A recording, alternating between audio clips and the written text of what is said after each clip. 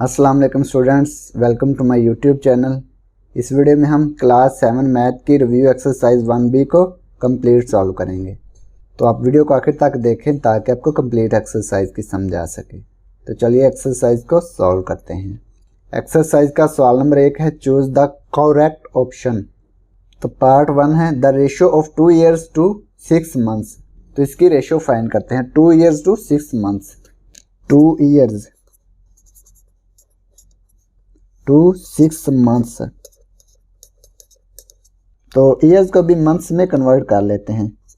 2 को 12 से मल्टीप्लाई करेंगे तो ये मंथ्स में चेंज हो जाएगा, क्योंकि 1 ईयर में 12 मंथ्स होते हैं। ठीक है, 12 2 24,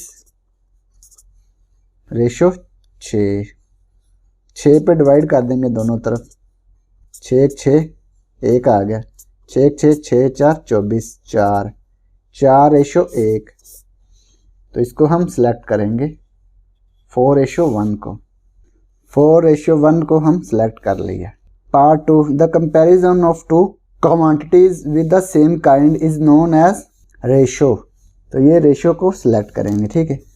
part 3 the value of m in the given proportion 6:m proportion 5:10। इसमें से हमने m की वैल्यू फाइंड करनी है प्रपोर्शन में से। 6:m 5:10। एक्सट्रीम्स और मीन्स, एक्सट्रीम्स को मल्टीप्लाई कर लेंगे। 6 × 10 इक्वल मीन्स को मल्टीप्लाई कर लेंगे m × 5। 6 10 60, 5m 5 पे डिवाइड कर देंगे। 5 से 5 कैंसिल, m आ गया। 5 1 5, 5 1 5, 1 बच गया 10, 5 2 10, तो ये आ गया 12। m की वैल्यू 12 आ गई, तो ये 12 को सिलेक्ट कर लेंगे। ठीक है। Part 4 the equality of 2 ratios is known as. 2 ratio की इक्वलिटी क्या कहलाती है? प्रपोर्शन कहलाती है। तो d को सिलेक्ट करेंगे। Part 5 in proportion product of means and the product of extremes are. इन प्रपोर्शन में प्रोडक्ट ऑफ मीन्स और प्रोडक्ट ऑफ एक्सट्रीम्स इक्वल होते हैं। ठीक है, तो ये बी आएगा, equal. Part 6 if the cost price is ₹450 and selling price is ₹550 then profit will be. अगर कॉस्ट प्राइस 450 रुपये है और सेलिंग प्राइस 550 है तो मुनाफा क्या होगा? तो 550 माइनस 450 है, तो ये आएगा मुनाफा 100 रुपीज़। तो 100 को सिलेक्ट कर लिया। Part 7 if the mark price is ₹780 and selling price is ₹750 then discount will be. Marked price minus selling price है, 780 माइनस 750, तो ये 30 रुपीज़ क्या आएगा? डिस्काउंट आएगा। Part 8 the tax impose on the income of an individual is called income tax. एक individual की income पर जो टैक्स लगता है वो इनकम टैक्स कहलाता है। ठीक है। पार्ट 9 रेट ऑफ ज़कात इज। रेट ऑफ ज़कात क्या है? 2.5%। पार्ट 10 रेट ऑफ उशर on land irrigated by natural sources is. जो लैंड नेचुरल सोर्सेज से इरीगेट की गई हो उस पर उशर क्या होता है? 10%।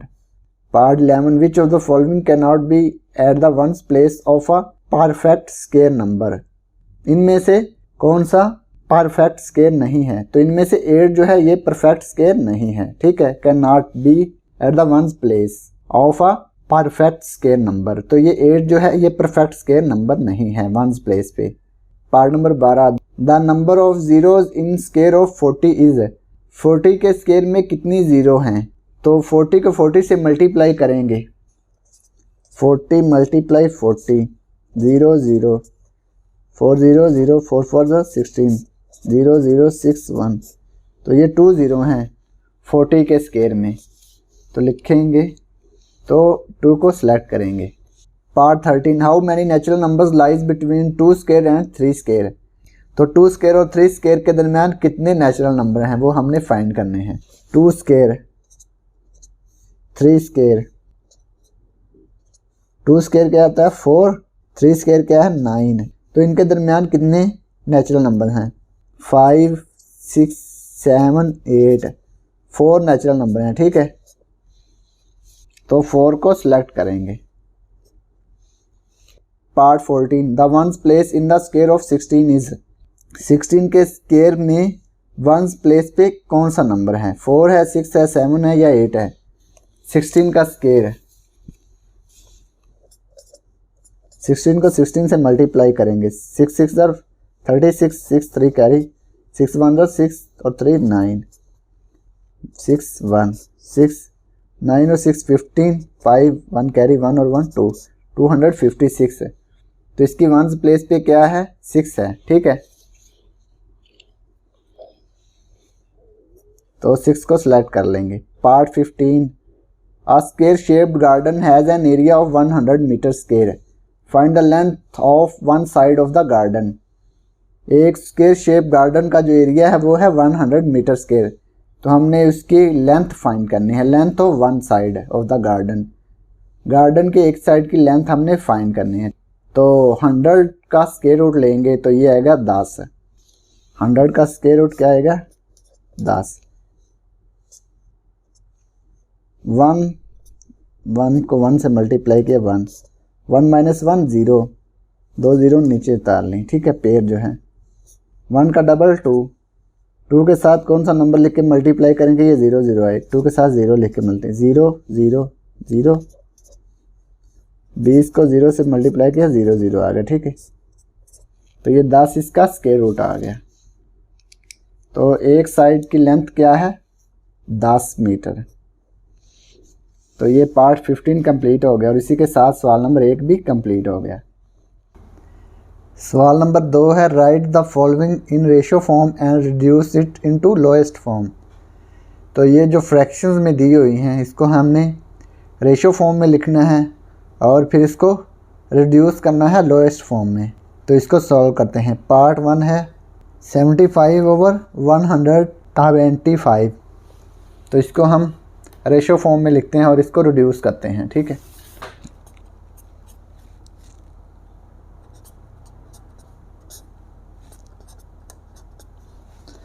तो ये फ्रैक्शन फॉर्म में है तो इसको हमने रेशियो फॉर्म में लिखना है। 75/125, इसको अब डिवाइड करते हैं। ये किस नंबर पे डिवाइड हो सकता है? ये दोनों 25 पे डिवाइड हो सकते हैं।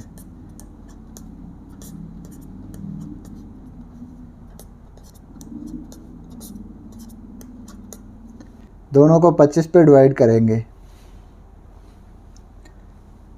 75 को भी 25 पे डिवाइड करेंगे तो ये आएगा 3। रेशो 125 को डिवाइड करेंगे 25 पे तो ये आएगा 5। ठीक है, तो ये हमने इसको रेशो फॉर्म में लिख के इसको लोएस्ट फॉर्म में लिख दिया। तो ये पार्ट 1 कंप्लीट हो गया। पार्ट 2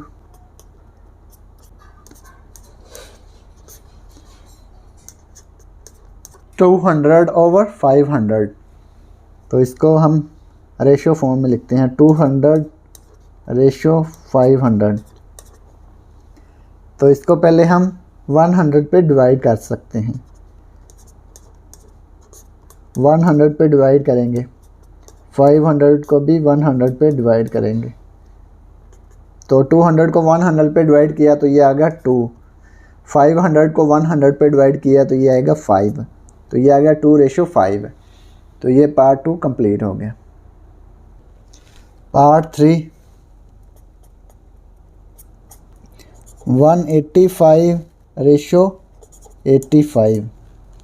तो ये तो पहले ही रेशो फॉर्म में लिखा हुआ है तो इसको हम लोएस्ट फॉर्म में लिखेंगे। 185 को 5 पे डिवाइड करेंगे और 85 को भी 5 पे डिवाइड करेंगे। 185/5 रेशो 85/5।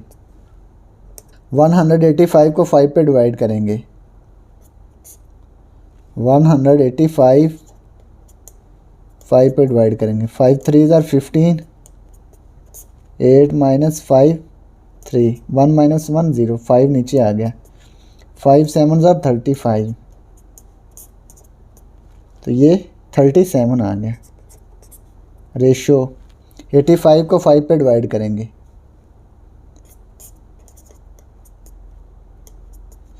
5 1 ज़र 5, 8 माइनस 5 3, 5 नीचे आ गया, 5 7 ज़र 35, तो ये आ गया 17। ठीक है, 37 रेशो 17। तो ये पार्ट 3 कंप्लीट हो गया। Part 4, 5 week to 60 days.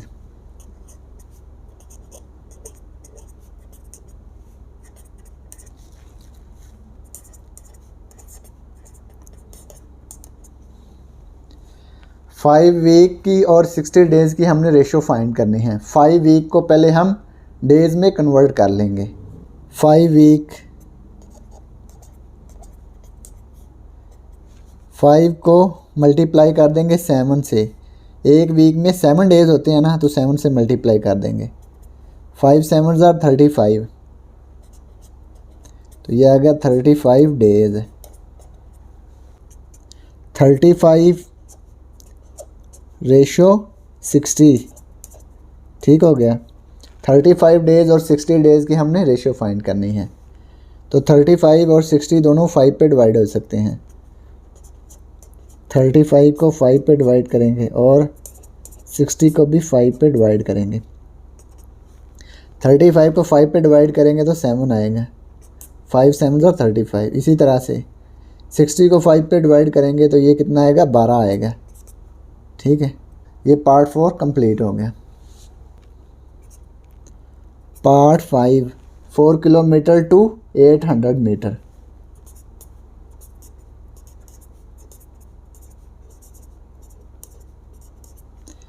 Four kilometre और 800 मीटर की हमने रेशो फाइंड करनी है। तो ये किलोमीटर है ना, तो इसको मीटर में चेंज करेंगे पहले। 4 किलोमीटर,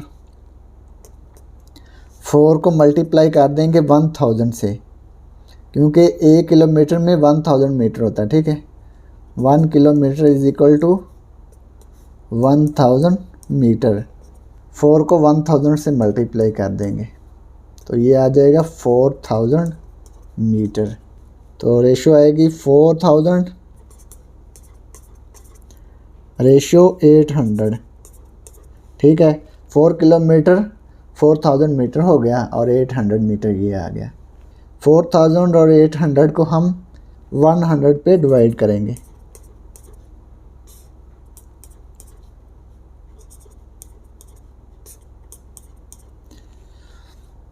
फोर 4000 को 100 पे डिवाइड किया तो ये आएगा 40, यानी कि 2 0 से 2 0 कैंसिल हो जाएंगे। ये भी 2 0 से 2 0 कैंसिल, तो ये आ गया 8।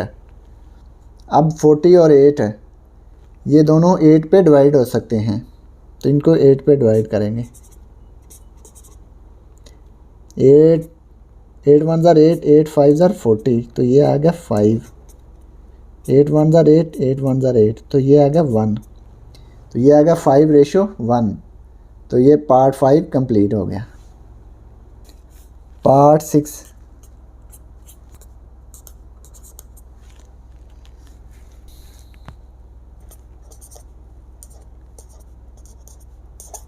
तीन लीटर्स टू 1800 मिलीलीटर।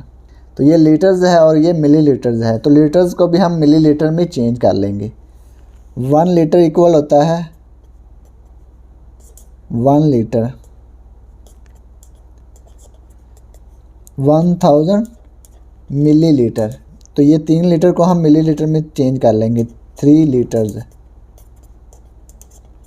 तो इसको भी 3 से मल्टीप्लाई कर देंगे तो ये आएगा 3000 मिलीलीटर। तो ये आएगी 3000 रेशो 1800। तो 3000 और 1800 ये दोनों 100 पे डिवाइड हो सकते हैं।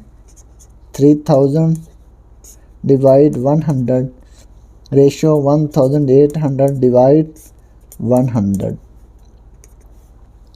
तो ये 2 0 से 2 0 कट गई, तो ये आ गया 30 रेशो 2 0 से 2 0 कट गई, तो ये आ गया 18। 30 रेशो 18। तो ये दोनों ही 6 पे डिवाइड हो सकते हैं, ठीक है। 30 को भी 6 पे डिवाइड कर देंगे और 18 को भी 6 पे डिवाइड कर देंगे। 6 1 ज़ा 6, 6 5 ज़ा 30, 6 1 ज़ा 6, 6 3 ज़ा 18। तो ये आ गया 5:3। सवाल नंबर 3 है part 1 increase 15 in the ratio of 8:5। तो हमने 8:5 का 15 इंक्रीज करना है, ठीक है। तो इसको सॉल्व करते हैं। पार्ट 1 है क्वेश्चन नंबर 3 का सॉल्यूशन। 15 इंक्रीज करना है ना 8:5। तो फर्स्ट कन्वर्ट करेंगे 8:5 को फ्रैक्शन फॉर्म में और इसको मल्टीप्लाई कर देंगे 15 से। तो लिखते हैं first convert 8:5 into fraction and multiply it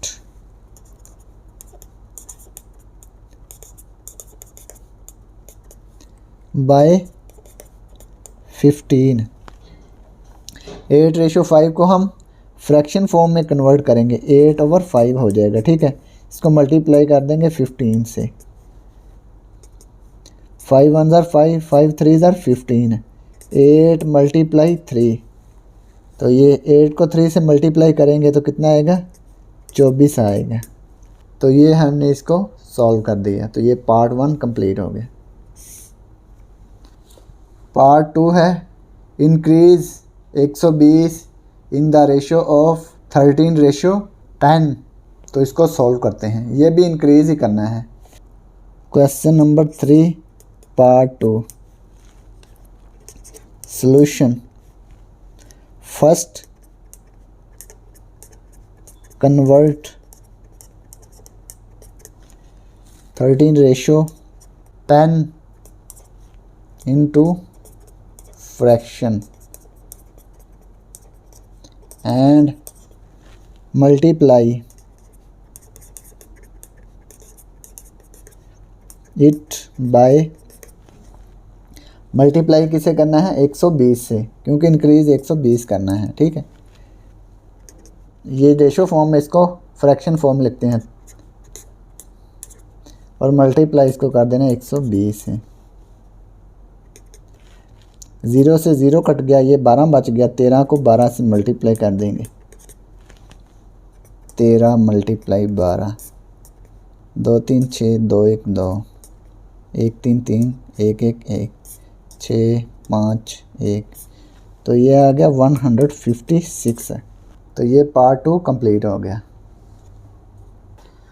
सवाल नंबर 4 का पार्ट 1 है decrease 510 in the ratio of 7:10।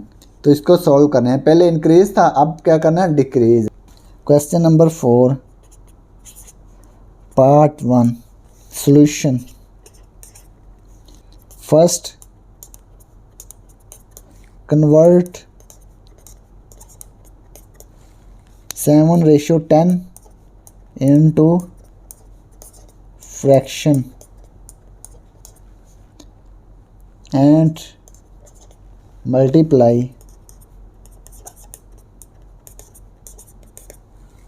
it by 510।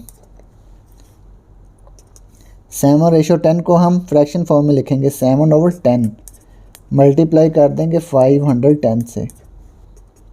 1 0 से 1 0 कैंसिल हो गई। 7 को 51 से मल्टीप्लाई कर देंगे। 51 × 7, 7 1 ज़ा 7, 7 5 ज़ा 35। तो ये आ गया 357। तो ये पार्ट 1 कंप्लीट हो गया। पार्ट 2 क्वेश्चन नंबर 4 पार्ट 2 है decrease 999 in the ratio of 2:9। Solution. First convert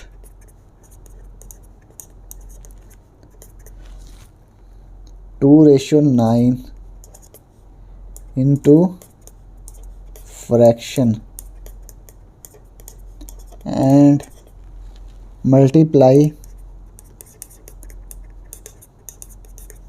it by 999। इसको फ्रैक्शन फॉर्म में लिखते हैं 2/9, मल्टीप्लाई कर देंगे 999 से। 9 1 ज़ा 9, 9 1 ज़ा 9, 9 1 ज़ा 9, 9 1 ज़ा 9। 2 को 111 से मल्टीप्लाई कर देंगे। 2 1 ज़ा 2, 2 1 ज़ा 2, 2 1 ज़ा 2, तो ये आ गया 222। तो ये पार्ट 2 कंप्लीट हो गया और इसी के साथ क्वेश्चन नंबर 4 भी कंप्लीट हो गया। सवाल नंबर 5, if the price of a shirt is increase from ₹3200 to ₹3600, what will be the increase in ratio. एक शर्ट की जो कीमत है वो 3200 से बढ़कर 3600 हो गई है, ठीक है। What will be the increase in ratio, तो रेशो में इंक्रीज़ क्या आएगा, तो वो हमने फाइंड करना है। तो इसको सॉल्व करते हैं। Question number 5, the required ratio.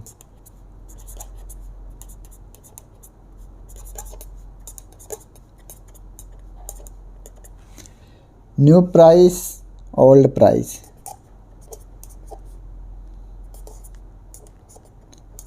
New price ratio old price.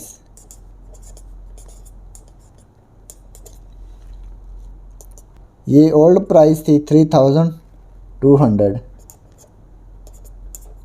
तो न्यू प्राइस कितनी हो गई है 3600। तो इसको हम 100 पे डिवाइड कर सकते हैं। 3600 डिवाइड 100, रेशियो 3200 डिवाइड 100। तो 3600 को 100 पे डिवाइड करेंगे, 20 से 20 कैंसिल हो गई, तो ये आ गया 36। रेशियो 20 से 20 कैंसिल, तो ये बाकी बच गया 32, तो ये आ गया 36 रेशियो 32। तो 36 और 32 को भी हम 4 पे डिवाइड कर सकते हैं। 36 डिवाइड 4, 32 डिवाइड 4। 36 को 4 पे डिवाइड किया तो ये आ गया 9, 32 को 4 पे डिवाइड किया तो ये आ गया 8। 4 9 ज़ा 36, 4 8 ज़ा 32, ठीक है। तो ये रेशो आ गई 9:8। तो ये रेशो ही हमने फाइंड करनी थी। तो ये क्वेश्चन नंबर 5 कंप्लीट हो गया। अब क्वेश्चन नंबर 6 है, if old price of an object was ₹890 and new price is ₹560, what will be decreased in ratio। तो पहले ज़्यादा थी, अब थोड़ी हो गई है, तो डिक्रीज़ हुआ है। तो डिक्रीज़ हमने फाइंड करना है रेशो में। तो इसको सॉल्व करते हैं। ये भी क्वेश्चन 5 जैसा ही है। Question number 6, the required ratio.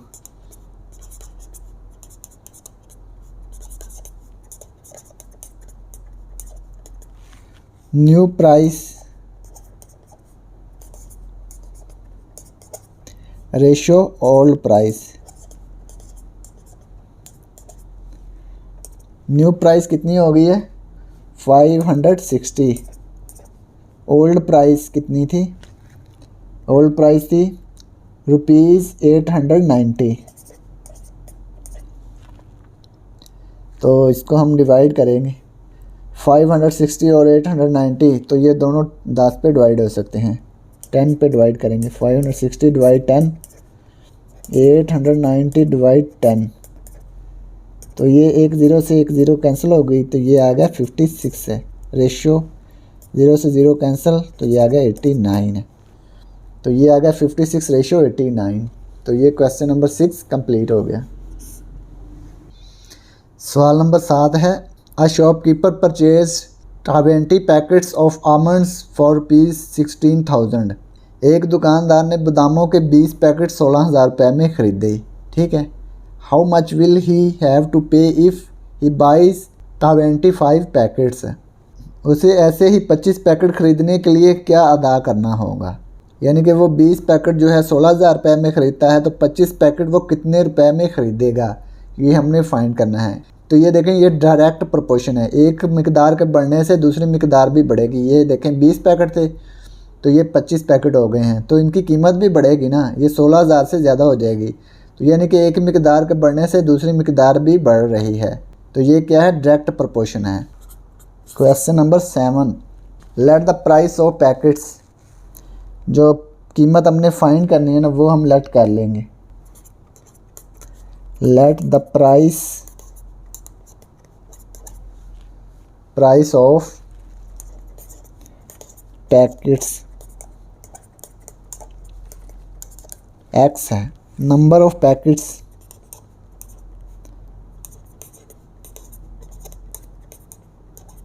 Price क्या है, कीमत।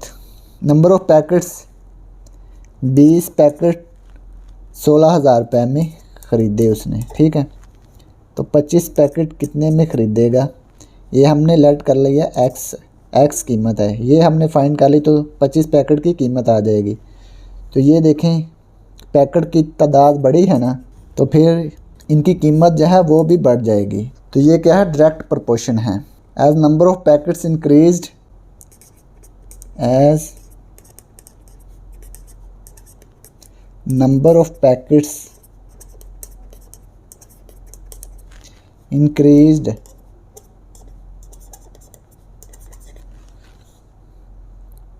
the price will also be increased।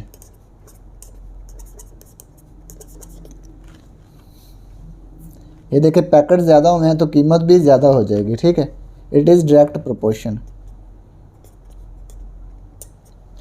It is direct proportion.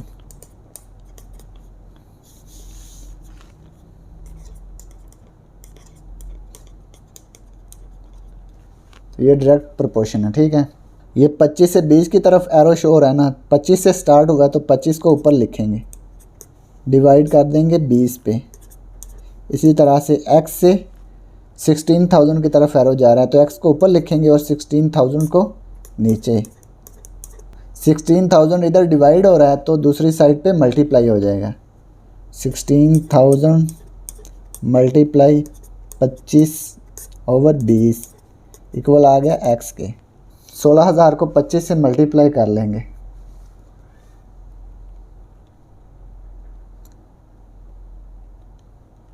ठीक है। और इसको डिवाइड कर देंगे जो इसका आंसर आया है, ये x को इधर लिख लेते हैं। 16,000 और 25 को मल्टीप्लाई किया तो ये आ गया 450 है सर, 2 3 4 5 डिवाइड कर देंगे 20 पे, तो ये आ गया 20,000। तो यही हमने फाइंड करना था रुपीज़ में। तो ये 20,000 रुपये आ गए 25 पैकेट्स की कीमत है। तो ये क्वेश्चन नंबर 7 कंप्लीट हो गया। अब क्वेश्चन नंबर 8 है, अ ट्रेन कवर्स 140 किलोमीटर इन 2 आवर्स। एक रेलगाड़ी जो है वो 140 किलोमीटर का फासला 2 घंटों में तय करती है। What will be the speed of the train per hour, उसकी फ़ी घंटा रफ्तार मालूम करें। यानी कि 1 घंटे में उसने कितना फ़ासला तय किया वो हमने फाइंड करना है। Also find in how much distance will it cover in 4 hours, और ये भी मालूम करें कि ये 4 घंटों में कितना फ़ासला तय करेगी। नंबर 1 पे उसने हमें ये दिया हुआ है कि 140 किलोमीटर का फ़ासला वो 2 घंटों में तय करती है, तो वो 1 घंटे में कितना फ़ासला तय करेगी। दूसरे नंबर पे हमने 4 घंटों का फ़ासला मालूम करना है, ठीक है। Question number 8, total distance.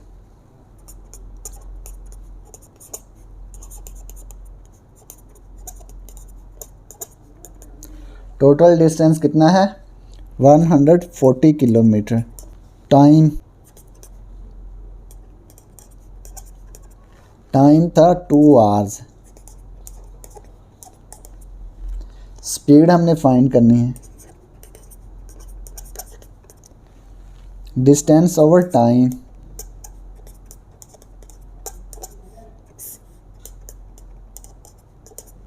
Distance कितना है 140 किलोमीटर टाइम 2 आवर्स, तो ये स्पीड आ जाएगी।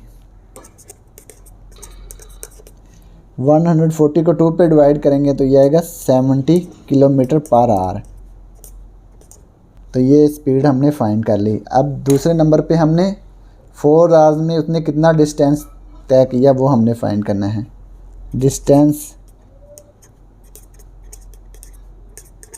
Distance will be covered in 4 hours, covered in 4 hours. ये 1 आवर में कवर किया 70 किलोमीटर, तो 4 आवर में कितना कवर करेगा, 4 से मल्टीप्लाई कर देंगे 70 को, 70 मल्टीप्लाई 4, 70 को 4 से मल्टीप्लाई करते हैं, 400 4 7 28, तो ये आ गया 280 किलोमीटर। 4 आवर्स में वो 280 किलोमीटर्स का डिस्टेंस कवर करेगा। तो ये क्वेश्चन नंबर 8 कंप्लीट हो गया। सवाल नंबर 9 है find the value of variable in the following proportions. तो इसमें हमने वेरिएबल की वैल्यू फाइंड करनी है। Part 1 5:4 proportion x:20। तो इसमें से हमने x की वैल्यू फाइंड करनी है क्योंकि x वेरिएबल है, ठीक है। Question number 9 part 1 5:4 proportion x:20। तो इसमें हमने x की वैल्यू फाइंड करनी है। सॉल्यूशन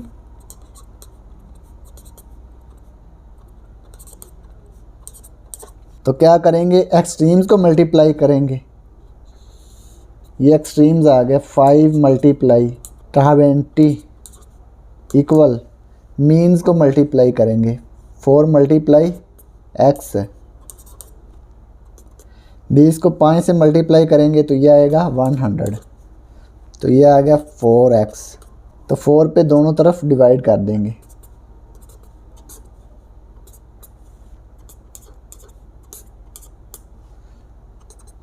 फोर से 4 कट गया, 100 को 4 पे डिवाइड किया तो ये आ गया 25। x इक्वल आ गया 25 के। ये वेरिएबल की वैल्यू हमने फाइंड कर ली। तो ये पार्ट 1 कंप्लीट हो गया। Question number 9 part 2 a:6 proportion. Solution a:6 proportion 55:10। Extremes को मल्टीप्लाई करेंगे। a मल्टीप्लाई 10 इक्वल मीन्स को मल्टीप्लाई करेंगे 6 मल्टीप्लाई 55। तो ये 10 जो है इधर आके डिवाइड हो जाएगा। 6 मल्टीप्लाई 55 डिवाइड 10, इधर मल्टीप्लाई हो रहा है तो इधर डिवाइड हो जाएगा। इसको हम 5 पे डिवाइड कर सकते हैं। 5 2 10, 5 1 5, 5 1 5। फिर इसको 2 1 2, 2 3 6 है। 3 को 11 से मल्टीप्लाई करेंगे। 3 मल्टीप्लाई 11, 3 को 11 से मल्टीप्लाई किया तो ये आ गया 33। तो a की वैल्यू क्या आ गई, 33 आ गई। तो ये पार्ट 2 कंप्लीट हो गया। अब है question number 9 part 3 e:10 proportion. Proportion आ गया 25:50। सॉल्यूशन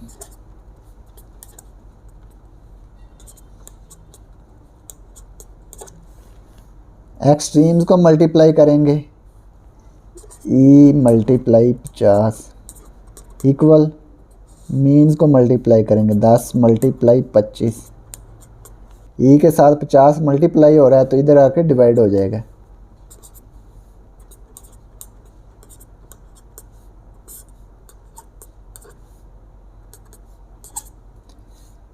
पच्चीस 1 25, 25 2 50, 2 1 2, 2 5 10। तो ये आ गया 5। ई की वैल्यू कितनी आ गई 5। तो ये पार्ट 3 कंप्लीट हो गया। Part 4 solution. Q/3 proportion 24/30। Extremes को मल्टीप्लाई करेंगे। Q मल्टीप्लाई 30, मीन्स को मल्टीप्लाई करेंगे 3 मल्टीप्लाई 24। तो ये 30 इधर मल्टीप्लाई हो रहा है, दूसरी साइड पे डिवाइड हो जाएगा। Q इक्वल आ गया 3 1 3 3 1 3 0 24/10। अब इसको हम 2 पे डिवाइड कर सकते हैं। 2 5 10, 2 1 2, 2 2 4। तो ये आ गया 12/5। 12 को 5 पे डिवाइड कर देते हैं। 5 2 10, 2 -0 2, 1 - 1 0।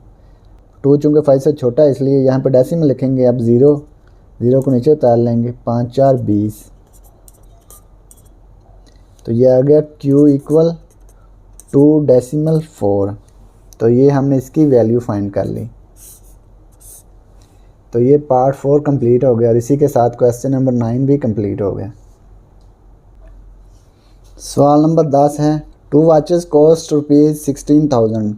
2 घड़ियों की कीमत 16,000 रुपये है। How much money will be required to buy 14 such watches. ऐसी 14 घड़ियाँ खरीदने के लिए कितनी रकम दरकार होगी। तो 2 घड़ियों की कीमत 16,000 है, तो हमने 14 घड़ियों की कीमत फाइंड करनी है। तो इसको भी हम प्रपोर्शन के तरीके से सॉल्व करेंगे। सवाल number 10। Let the required cost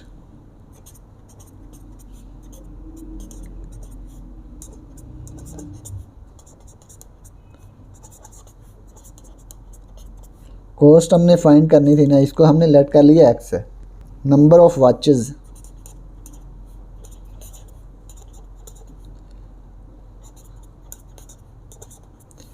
cost,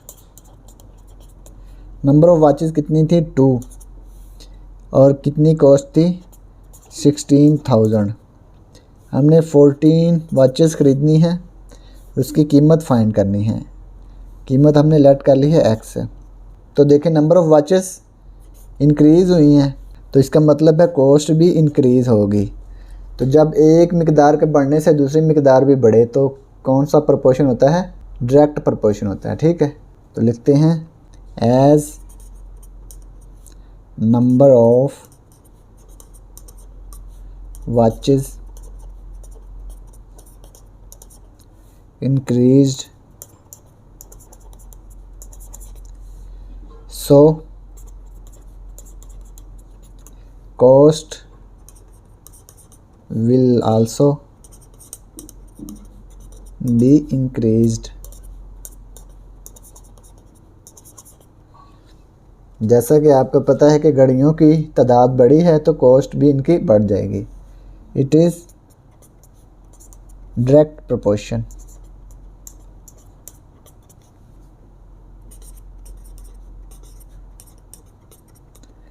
ये एक डायरेक्ट प्रोपोर्शन है।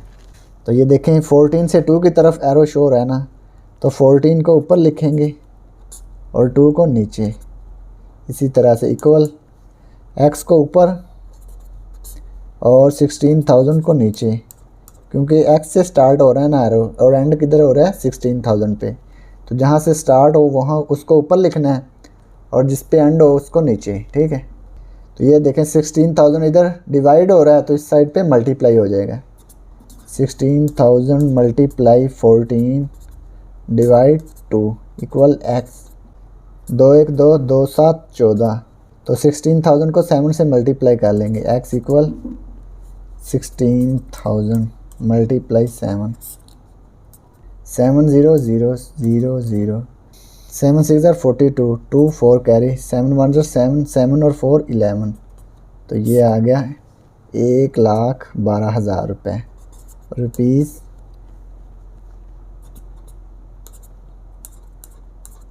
तो कितने आ गए 1,12,000 रुपये आएंगे 14 घड़ियों की कीमत। तो ये क्वेश्चन नंबर 10 कंप्लीट हो गया। अब सवाल नंबर 11 है, Mohsin took 5 days to finish a book. Mohsin एक किताब को 5 दिन में ख़त्म करता है। Reading 100 pages daily. रोज़ाना 100 सफ़े पढ़ के वो एक किताब को 5 दिनों में ख़त्म करता है। How many pages must he read in a day to finish it in 10 days। तो अगर वो उसे 10 दिनों में ख़त्म करना चाहे तो वो रोज़ाना कितने सफ़े पढ़ेगा, यानी कि अगर वो 10 दिनों में उसको कंप्लीट करना चाहता है तो वो डेली कितने पेज पढ़ेगा। ये देखिए दिन ज़्यादा हो गए हैं तो पेज फिर क्या हो जाएंगे, थोड़े हो जाएंगे। तो ये क्या है, इनडायरेक्ट प्रपोर्शन। इसको सॉल्व करते हैं इनडायरेक्ट प्रपोर्शन के ज़रिए। Question number 11, let the required number of pages. Let the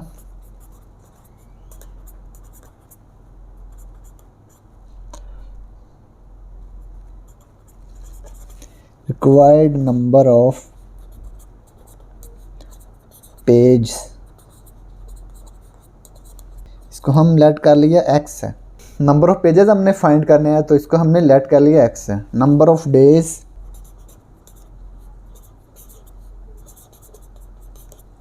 number of pages,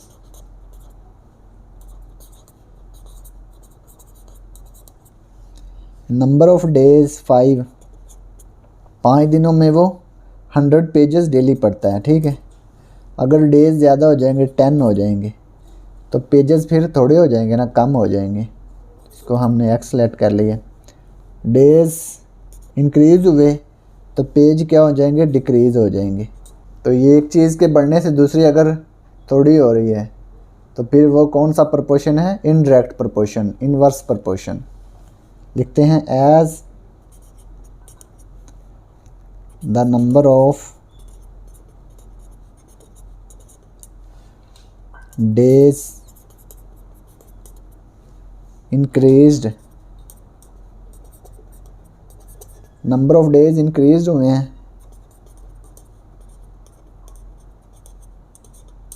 the number of pages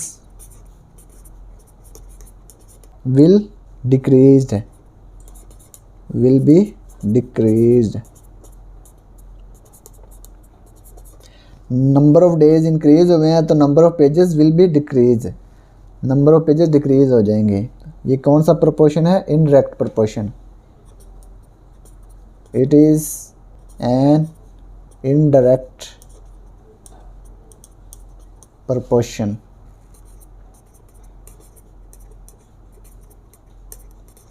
तो ये इनडायरेक्ट प्रोपोर्शन है। तो ये देखें एरो जो है 10 से 5 की तरफ जा रहा है तो 10 को ऊपर लिखेंगे और 5 को नीचे, इक्वल। ये 100 से x की तरफ जा रहा है तो 100 को ऊपर लिखेंगे और x को नीचे। तो x को 10 से मल्टीप्लाई कर देंगे और 5 को 100 से मल्टीप्लाई कर देंगे। 10 मल्टीप्लाई x इक्वल 100 मल्टीप्लाई 5। ये जो 10 है इधर मल्टीप्लाई हो रहा है, दूसरी साइड पे डिवाइड हो जाएगा। इधर डिवाइड हो गया 10। 10 1 10 10 10 100। 10 को 5 से मल्टीप्लाई किया तो ये आ गया 50। तो 50 पेज डेली पढ़ेगा, ठीक है। अगर वो उसको 10 दिनों में ख़त्म करना चाहता है तो वो डेली 50 पेज पढ़ेगा, 50 पेजेस। तो यही हमने फाइंड करना था। तो ये क्वेश्चन नंबर 11 कंप्लीट हो गया।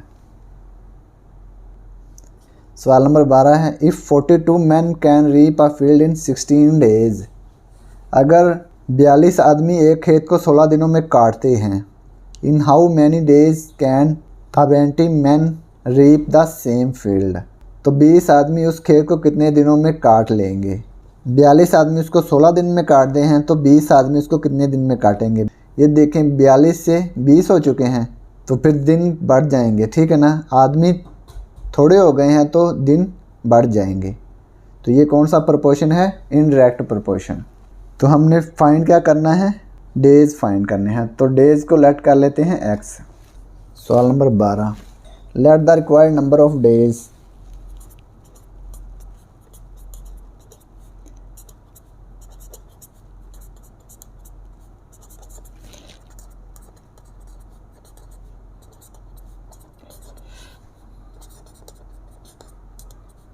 Let the required number of days क्या आ गए, एक्स है।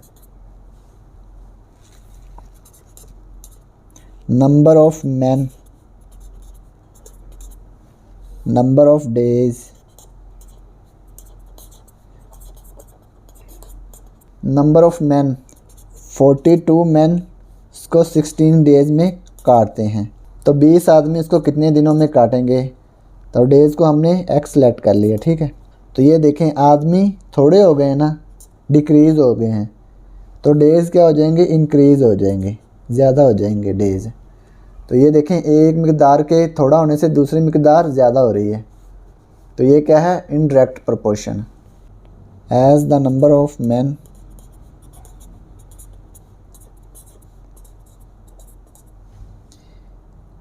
is decreased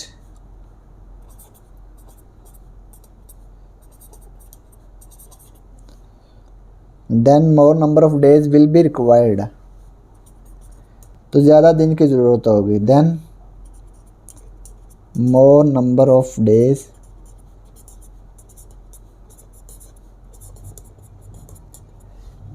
will be required,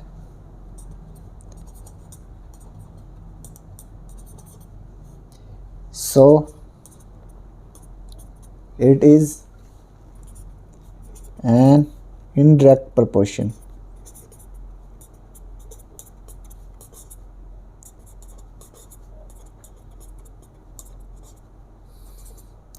forty two को ऊपर रखेंगे और 20 पे डिवाइड करेंगे, इक्वल x को ऊपर रखेंगे और 16 पे डिवाइड करेंगे, तो 16 इधर डिवाइड हो रहा है, इधर मल्टीप्लाई हो जाएगा।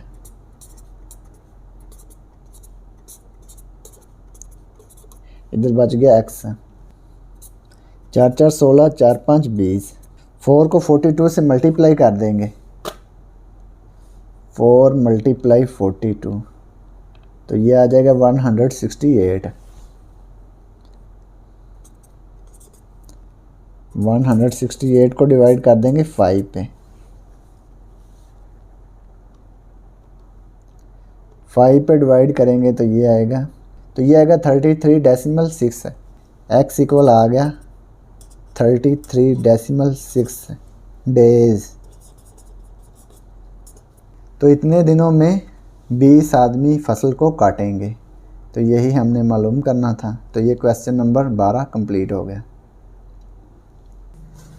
Question number 13, 40 man can dig a well in 8 days.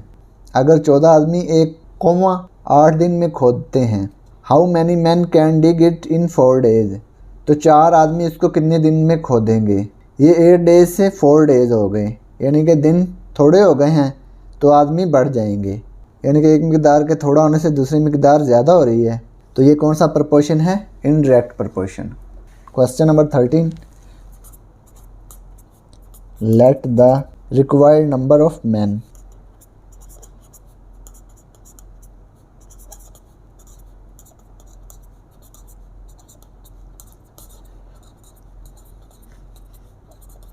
इसको हमने लेट कर लिया x, number of man, number of days, number of man 14 आदमी उसको 8 दिन में खोदते हैं कुआं, तो 4 दिनों में कितने आदमी खोदेंगे। इसको हमने लेट कर लिया x, number of man. Number of days decrease हुए हैं, नंबर ऑफ मैन इंक्रीज़ हो जाएंगे, ठीक है। तो ये कौन सा प्रपोर्शन है, इनडायरेक्ट प्रपोर्शन। लिखते हैं as the number of days is decreased,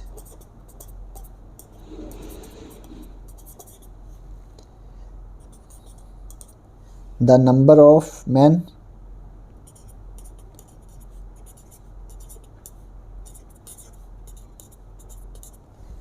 will be increased।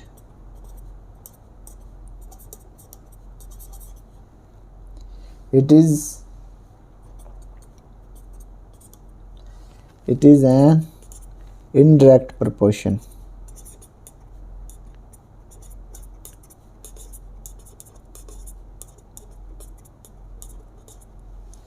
तो ये इनडायरेक्ट प्रोपोर्शन है, ठीक है। एक मकदार के थोड़ा होने से दूसरी मकदार ज़्यादा हो रही है, तो ये कौन सा प्रोपोर्शन है, इनडायरेक्ट। तो x से स्टार्ट हो रहा है 14 पे ख़त्म हो रहा है, तो x को ऊपर लिखेंगे x/14। 8 से स्टार्ट होकर 4 पे ख़त्म हो रहा है, तो 8 को ऊपर और 4 को नीचे लिखेंगे। तो 14 इधर डिवाइड हो रहा है, इधर मल्टीप्लाई हो जाएगा, x = 8/4 × 14। 4 1s are 4, 4 2s are 8। 2 को 14 से मल्टीप्लाई कर देंगे। 14 को 2 से मल्टीप्लाई किया तो ये आ गया 28। 28 मैन जो हैं वो कुएं को खोदेंगे 4 दिन में। बुक पे जो आंसर है ना वो गलत आंसर है, ये इसका दुरुस्त आंसर है। तो ये क्वेश्चन नंबर 13 कंप्लीट हो गया। अब क्वेश्चन नंबर 14 है, अ fort had enough food for 60 soldiers for 40 days. एक किले में 60 फौजियों के लिए 40 दिन की खुराक मौजूद है। How long would the food last if 30 more soldiers join after 16 days. अगर 16 दिन बाद 30 फौजी और आ जाएं तो वो खुराक कितने दिन तक चलेगी। 60 सोल्जर के लिए 40 डेज़ के लिए खुराक जो है वो काफ़ी है, तो 16 दिन के बाद 30 फौजी और आ जाते हैं तो वही खुराक कितने दिन तक चलेगी, ये हमने मालूम करना है। क्वेश्चन नंबर 14, तो डेज़ हमने फाइंड करने हैं कि कितने दिन तक चलेगी। तो नंबर ऑफ़ डेज़ को हम लेट कर लेते हैं x। Let the number of required days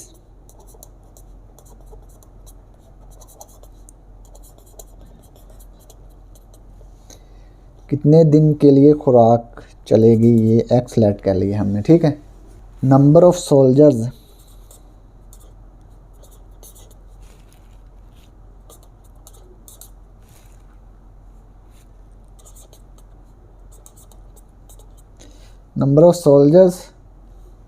number of days.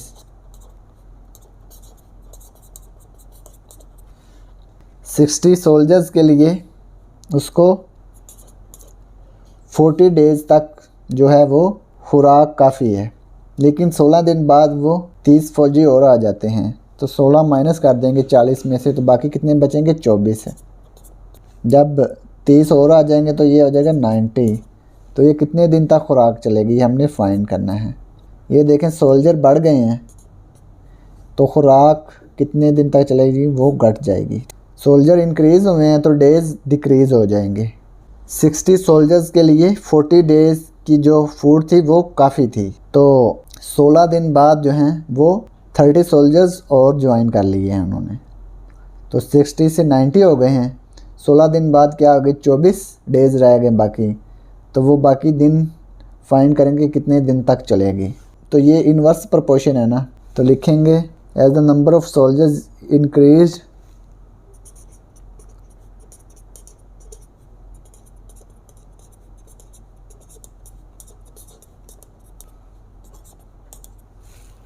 soldiers increased, the number of days will be decreased.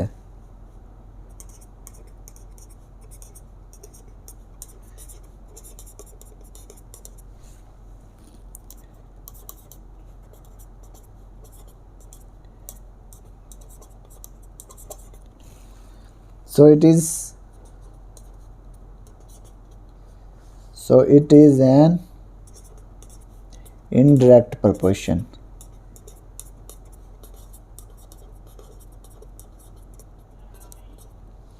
(90 / 60)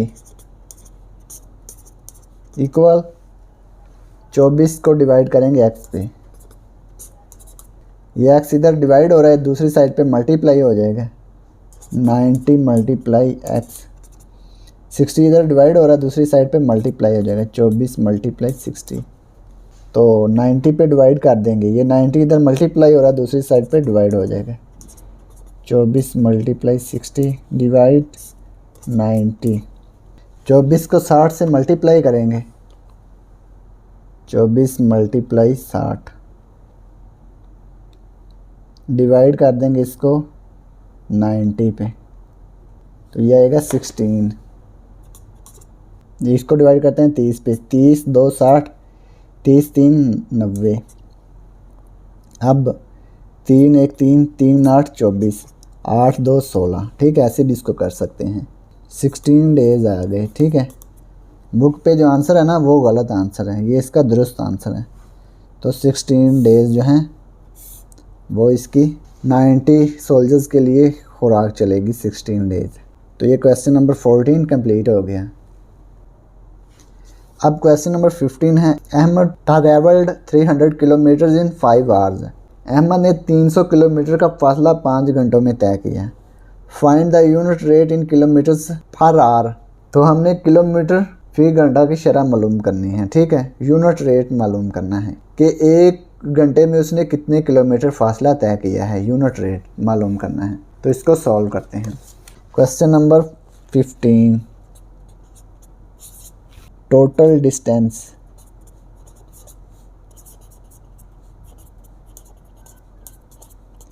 total distance कितना है 300 किलोमीटर। टोटल टाइम, टाइम कितना है 5 आवर्स। स्पीड,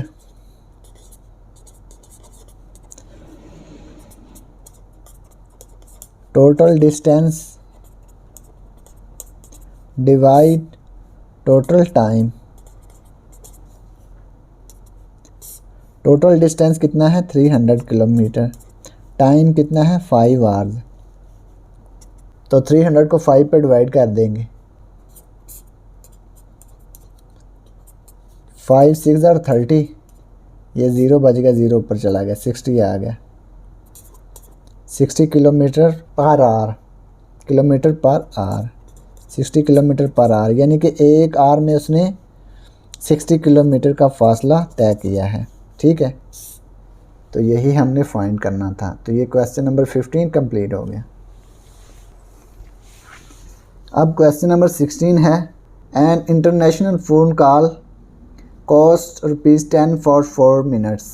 एक इंटरनेट फ़ोन कॉल की कीमत 4 मिनटों के लिए 10 रुपये है। Find the unit rate in rupees पर minute.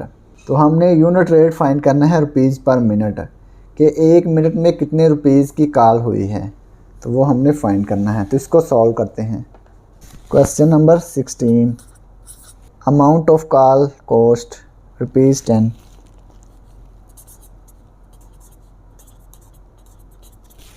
Amount of call cost ₹10। Call की कुल कीमत जो है वो क्या है 10 रुपये है। टाइम कितना है, टाइम है 4 मिनट्स।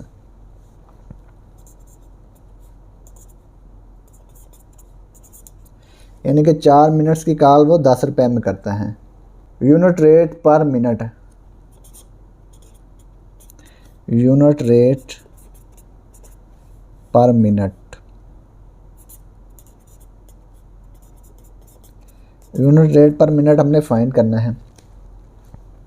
तो कॉस्ट को टाइम पे डिवाइड कर देंगे। कॉस्ट कितनी है 10 रुपीज़, टाइम कितना है 4 मिनट। 10 को 4 पे डिवाइड कर देंगे, 4 2 ज़ार 8, तो ये आ गया 2 चूँकि 4 से छोटा है तो यहाँ पे डेसिमल लिखेंगे, आप 0 लिख सकते हैं, 0 को नीचे उतार लेंगे। 4 5 20, तो ये आ गया 2.5 रुपीज़ पर मिनट, रुपीज़ 2.5 पर मिनट। तो ये क्वेश्चन नंबर 16 कंप्लीट हो गया। अब क्वेश्चन नंबर 17 है, Hasan reads 18 pages in 9 minutes. Hasan 9 मिनटों में 18 पेजेस पढ़ता है। Find the unit rate in pages per minute. तो हमने पेजेस पर मिनट की जो यूनिट रेट है उसको फाइंड करना है, यानी कि वो 1 मिनट में कितने पेज पढ़ता है वो हमने फाइंड करना है। Question number 17, total pages,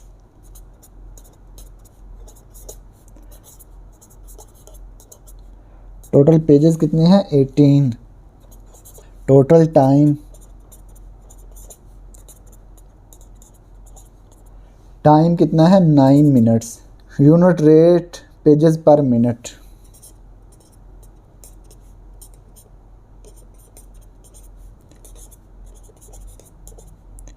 pages per minute.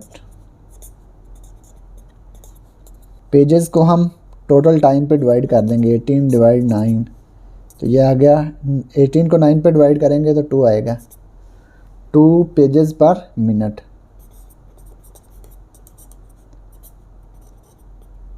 तो यही हमने फाइंड करना था। तो ये क्वेश्चन नंबर 17 कंप्लीट हो गया। Question number 18, a car consumes 10 litres of fuel for a distance of 260 kilometre, find the unit rate in kilometre पर लीटर। एक कार जो है 10 लीटर में 260 किलोमीटर का फासला तय करती है। Question number 18, total distance,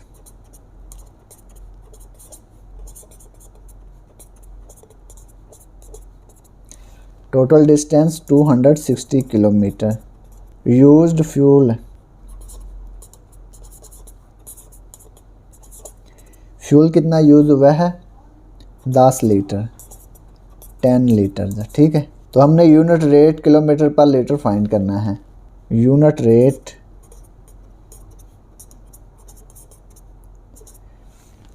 kilometre पर लीटर, तो किलोमीटर को हम लीटर पे डिवाइड कर देंगे, 260 किलोमीटर, लीटर क्या है 10, तो एक ज़ीरो से एक ज़ीरो कट गई, तो ये आ गया 26 किलोमीटर पर लीटर। तो यही हमने फाइंड करना था। तो ये क्वेश्चन नंबर 18 कंप्लीट हो गया।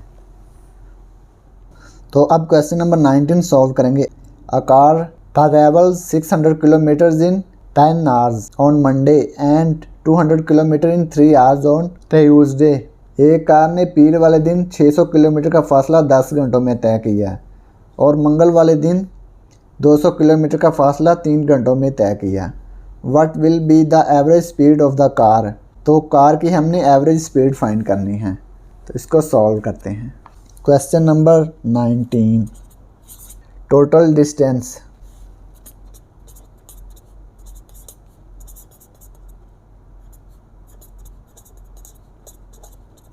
टोटल डिस्टेंस मालूम करते हैं। पीर वाले दिन उसने 600 किलोमीटर का फासला तय किया है और मंगल वाले दिन 200 किलोमीटर का फासला तय किया है।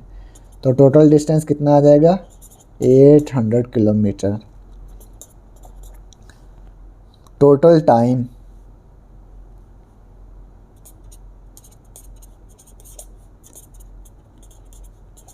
पीर वाले दिन उसने 10 घंटों में तय किया था 10 आवर्स और मंगल वाले दिन 3 आवर्स में, तो ये आ जाएगा 13 आवर्स। तो एवरेज स्पीड हमने फाइंड करनी है।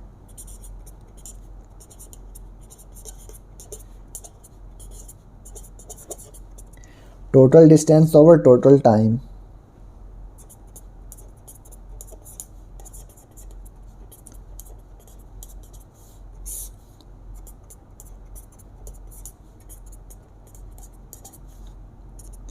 टोटल डिस्टेंस कितना है 800 किलोमीटर, टोटल टाइम 13 आवर्स। 800 को हम 13 पे डिवाइड कर देंगे। 800 को जब 13 पे डिवाइड करेंगे तो ये आएगा 61.538। जब 8 को राउंड ऑफ करेंगे, ये तो 5 से ग्रेटर है ना, तो 3 में 1 ऐड कर देंगे। 61.54 किलोमीटर पर आवर। तो ये इसकी एवरेज स्पीड आ गई 61.54 किलोमीटर पर आवर। तो ये क्वेश्चन नंबर 19 कंप्लीट हो गया। अब सवाल नंबर 20 है। The cost price of an article is ₹3000 and the selling price is 5000। एक चीज़ की कीमत ख़रीद क्या है 3000 रुपये और कीमत फ़रोख्त है 5000 रुपये। Find the profit percentage. तो हमने मुनाफा को परसेंट में फाइंड करना है। तो इसको सॉल्व करते हैं। Question number 20, cost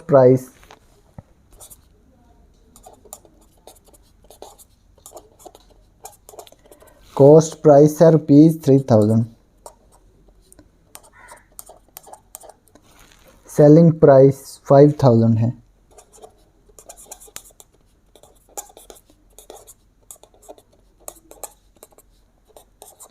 ₹5000। Profit selling price minus cost price इसका फार्मूला है। Selling price minus cost price. Selling price है 5000 और कॉस्ट प्राइस है 3000। 5000 माइनस 3000 तो ये आ गया ₹2000। तो हमने इसको परसेंटेज में फाइंड करना है। प्रॉफिट परसेंट तो इसका फार्मूला है profit over cost price multiply 100%। Profit कितना है 2000, कॉस्ट प्राइस कितनी है 3000 मल्टीप्लाई 100%। तो ये 30 से 30 कट गई, 2/3 मल्टीप्लाई 100%। 2 को 100 से मल्टीप्लाई किया तो ये आ गया 200 डिवाइड 3%। तो 200 को 3 पे डिवाइड कर देंगे। 200 डिवाइड 3 तो ये आ गया 66.67 66.6%। तो ये जो 6 है ना, ये वाला, इसको जब राउंड ऑफ करेंगे तो इसको ख़त्म करेंगे तो इधर वाला डिजिट जो है इसमें 1 ऐड कर देंगे तो ये आएगा 67%। ठीक है, तो ये जो नफ़ा है ना इसको हमने परसेंट में फाइंड कर लिया। तो ये क्वेश्चन नंबर 20 कंप्लीट हो गया। Question number 71। Ahsan bought a car for ₹15 lakh. Ahsan ने एक कार 15 लाख में ख़रीदी and sold it for ₹12 lakh. तो उसने उसको 12 लाख रुपए में बेच दिया। Find loss percentage. तो हमने लॉस परसेंटेज फाइंड करनी है। सवाल नंबर 21। Cost price of car.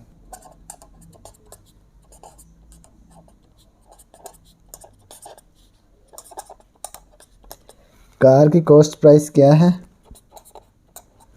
15 lakh. Selling price of car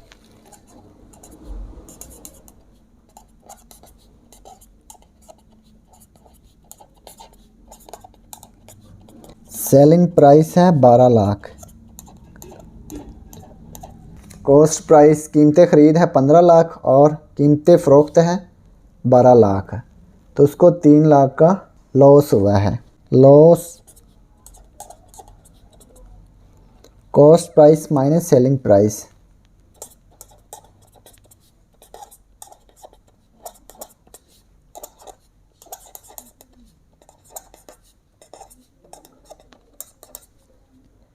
cost price है 15 लाख, सेलिंग प्राइस 12 लाख। तो ये कितना आया है ₹3 लाख। तो 3 लाख का उसको नुकसान हुआ है। ठीक है, तो लॉस को हमने परसेंट में फाइंड करना है। Loss percent, loss divide cost price multiply 100%। Loss कितना है 3 लाख का। ठीक है, 3 लाख। कॉस्ट प्राइस कितनी है 15 लाख।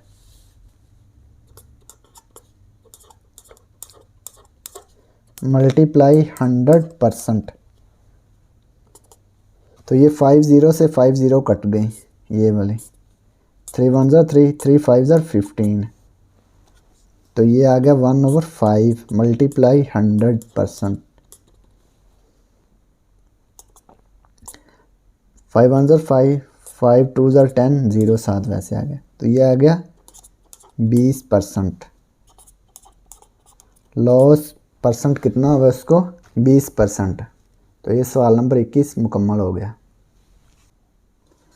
सवाल नंबर 22 है, if the discount on an item is ₹500, एक आइटम पर डिस्काउंट कितना है, 500 रुपये, and the selling price is ₹4000, और सेलिंग प्राइस क्या है, 4000 है। फाइंड द मार्क्ड प्राइस, तो मार्क्ड प्राइस हमने फाइंड करनी है। डिस्काउंट और सेलिंग प्राइस दी हुई है, तो हमने मार्क्ड प्राइस फाइंड करनी है।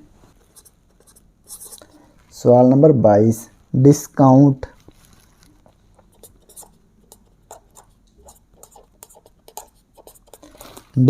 है 500,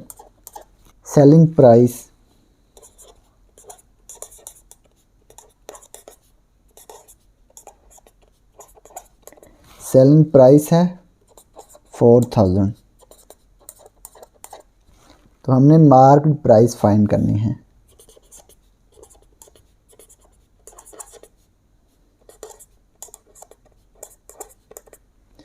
मार्क्ड प्राइस का फार्मूला देख लेते हैं।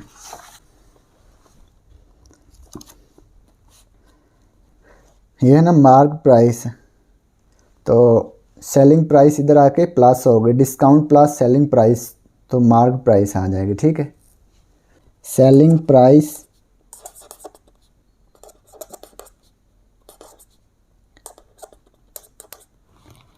प्लस डिस्काउंट,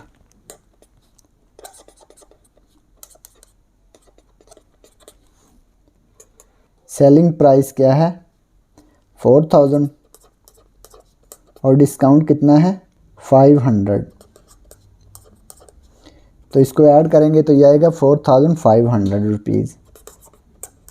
रुपीज़ 4500, तो ये मार्क्ड प्राइस है। ठीक है,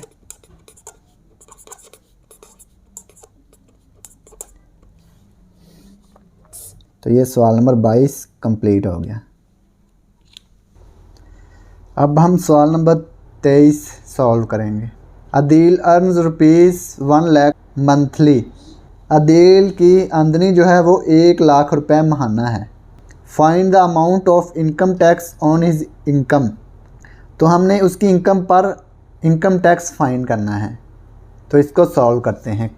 सवाल नंबर 23, अदील्स मंथली इनकम,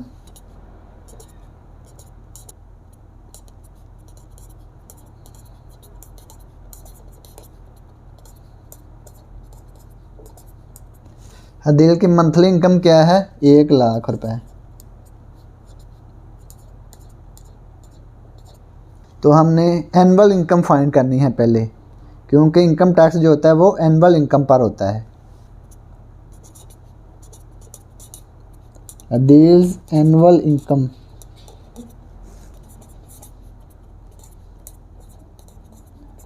उसकी 1 साल की इनकम क्या होगी, इसको 12 से मल्टीप्लाई कर देंगे, 12 multiply 1 lakh,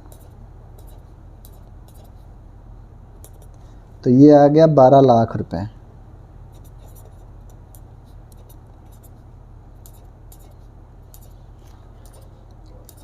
exempted amount, नाकाबिले tax रकम, जिस पर टैक्स नहीं दिया जाता, एग्जेम्प्टेड अमाउंट।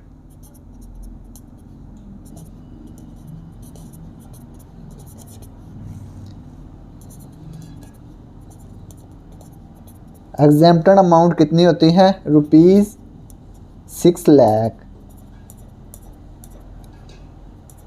6 लाख जो है वो एग्जेम्प्टेड अमाउंट है, तो टैक्सेबल अमाउंट फाइंड कर लेते हैं। Taxable amount, taxable amount equal है ग्रॉस इनकम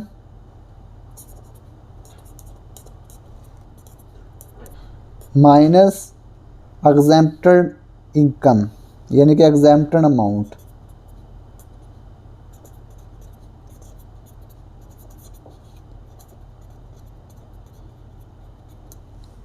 ग्रॉस इनकम कितनी है, टोटल इनकम जिसे कहते हैं, तो ये है 12 लाख रुपए।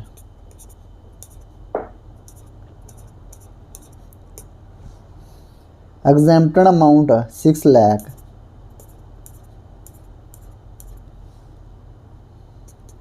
बारह लाख माइनस 6 लाख, तो ये आ गया 6 लाख। तो ये टैक्सेबल अमाउंट आ गई, taxable income. Rate of income tax क्या आता है, rate of income tax, rate of income tax है 2.5%, 2.5%।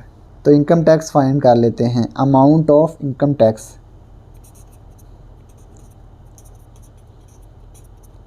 Amount of income tax,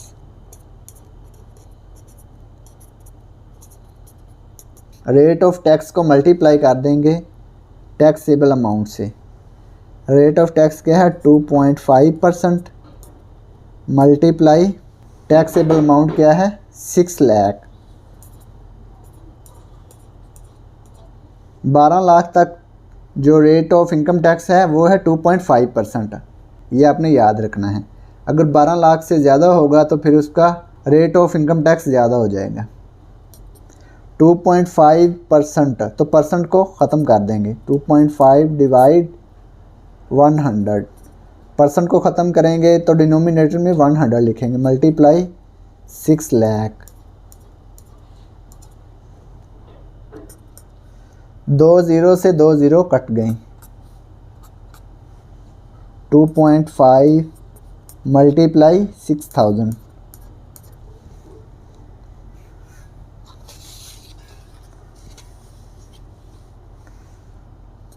decimal को रिमूव करेंगे तो ये आ गया 25 डिवाइड, डेसिमल की जगह पे 1, इसके बाद 1 डिजिट है राइट साइड पे तो 10 लिखेंगे, मल्टीप्लाई 6000।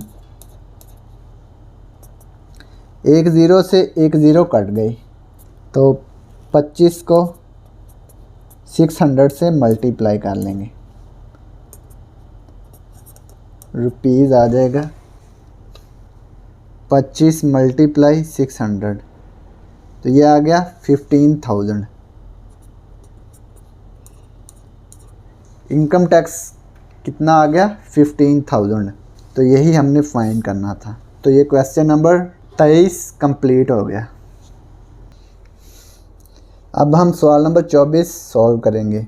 जवार pays ₹10,000 as property tax at the rate of 2%। Jawar ने 10,000 रुपये प्रॉपर्टी टैक्स अदा किया, तो टैक्स की जो शरह है वो है 2%, यानी कि टैक्स रेट जो है वो है 2%। Find the total worth of the property, तो जायदाद की कुल मालियत मालूम करनी है, ठीक है। तो total worth of property find करनी है, तो इसको सॉल्व करते हैं। सवाल नंबर 24, अमाउंट ऑफ टैक्स,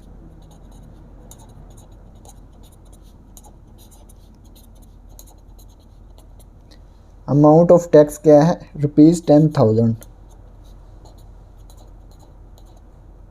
10,000 रुपये क्या है टैक्स की अमाउंट है। Rate of tax,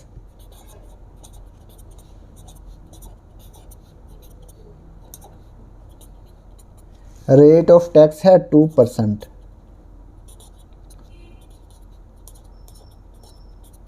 amount of tax equal है रेट ऑफ टैक्स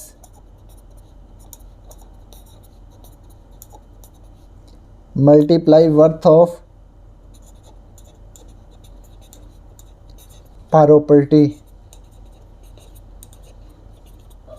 तो वर्थ हमने फाइंड करनी है प्रॉपर्टी की, ठीक है।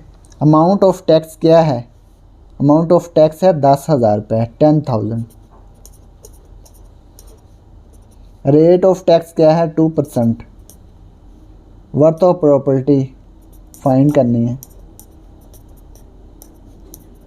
Worth of property. अमाउंट कितनी है टैक्स की 10,000 रुपये, 2% है, तो 2 के डिनोमिनेटर में 100 लिखेंगे, परसेंट को ख़त्म कर देंगे। वर्थ ऑफ प्रॉपर्टी,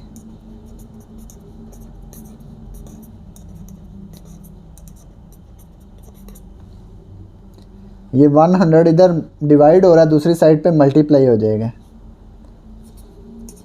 10,000 मल्टीप्लाई 100, 2 इधर मल्टीप्लाई हो रहा है तो दूसरी साइड पे डिवाइड हो जाएगा, इधर डिवाइड हो गया। लिखेंगे worth of property,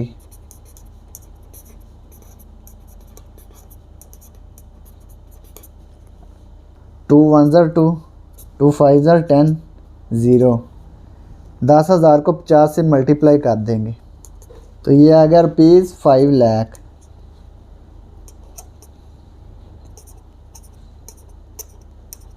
worth of property, कि प्रॉपर्टी की कितनी कीमत थी, 10,000 को हमने 50 से मल्टीप्लाई किया तो ये आ गया 5 लाख, तो वर्थ ऑफ प्रॉपर्टी आ गया 5 लाख।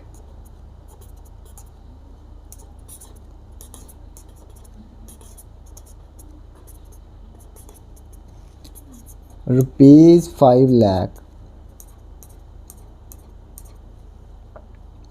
ये सवाल नंबर 24 कंप्लीट हो गया।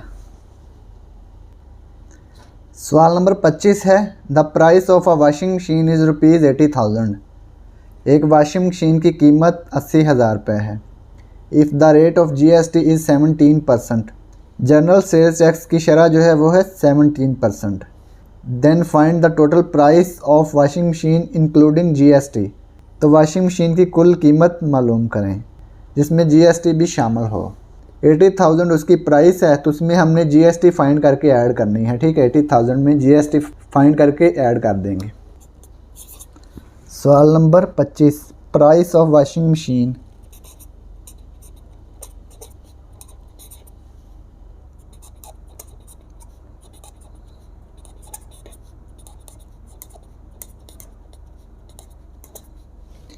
प्राइस ऑफ वॉशिंग मशीन क्या है, rupees 80,000। Rate of GST,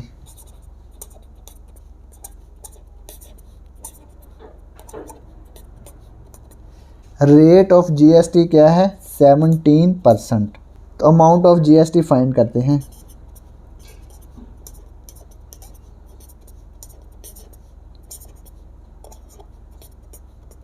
rate of GST multiply price of washing machine, 17% multiply 80,000। Percent को ख़त्म करेंगे तो 17 के डिनोमिनेटर में 100 लिखेंगे, मल्टीप्लाई कर देंगे 80,000 से। 2 0 से 2 0 कट गई, 17 मल्टीप्लाई 800। अमाउंट ऑफ GST कितनी आ गई, रुपीज़ 800 मल्टीप्लाई 17, तो ये आ गया 13,600। तो ये अमाउंट ऑफ GST आ गई। अब हमने total price of washing machine find करनी है। लिखेंगे total price of washing machine,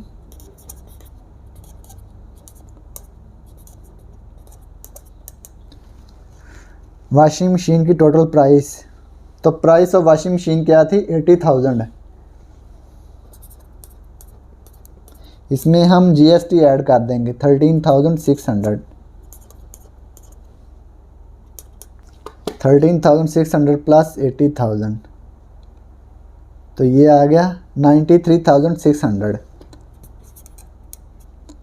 93,600, तो ये total price of washing machine आ गई। तो ये सवाल नंबर 25 कंप्लीट हो गया। सवाल नंबर 26 है, फाइंड द अमाउंट ऑफ ज़कात ऑन 2 लाख रुपीज़। तो 2 लाख रुपए पे हमने ज़कात फाइंड करनी है, तो इसको सॉल्व करते हैं। सवाल नंबर 26, टोटल अमाउंट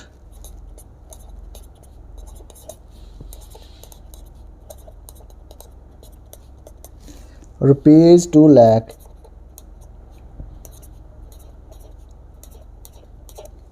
रेट ऑफ ज़कात,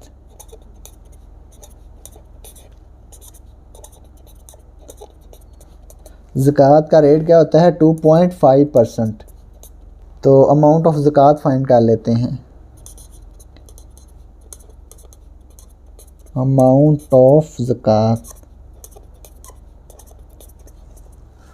रेट ऑफ ज़कात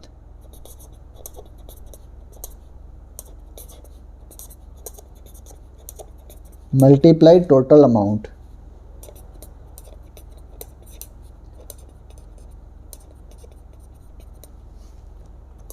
रेट ऑफ ज़कात क्या है 2.5%, मल्टीप्लाई कर देना है टोटल अमाउंट से। टोटल अमाउंट क्या है 2 लाख।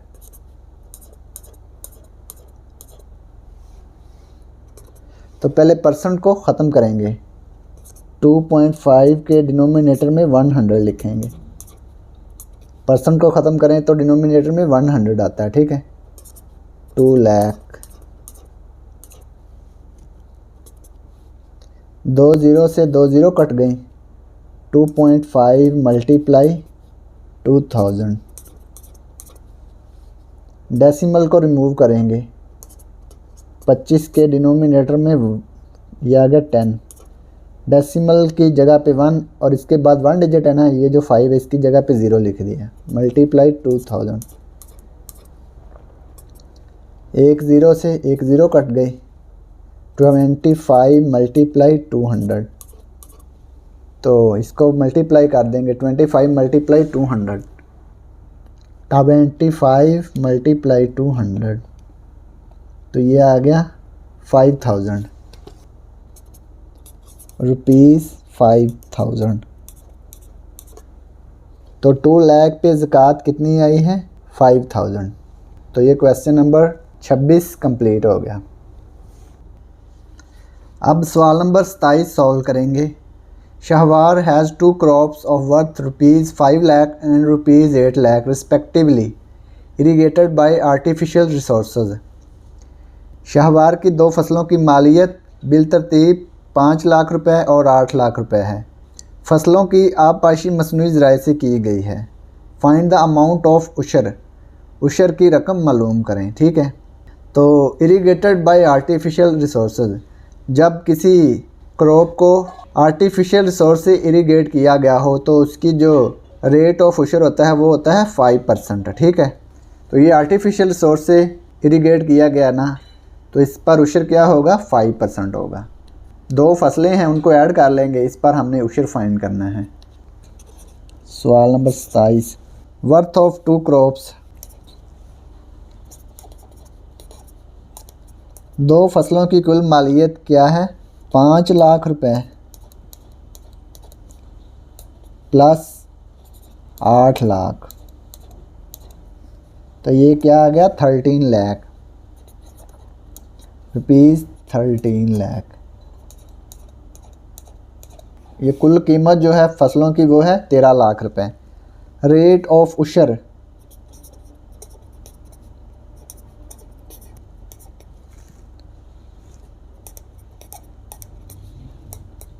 रेट ऑफ उशर क्या है 5%। 5% क्यों है, ये इसलिए है क्योंकि ये आर्टिफिशियल सोर्स से इसको इरीगेट किया गया है। अगर नेचुरल सोर्स से इरीगेट किया जाता तो फिर उशर होना था 10%, ठीक है। तो लिखते हैं अमाउंट ऑफ उशर,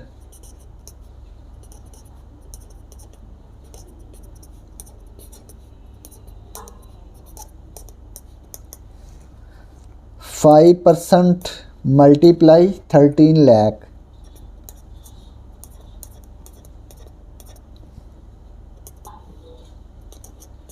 फाइव के डिनोमिनेटर में 100 लिखेंगे क्योंकि हमने परसेंटेज को ख़त्म किया है, तो डिनोमिनेटर में 100 लिखेंगे। Multiply 13 lakh,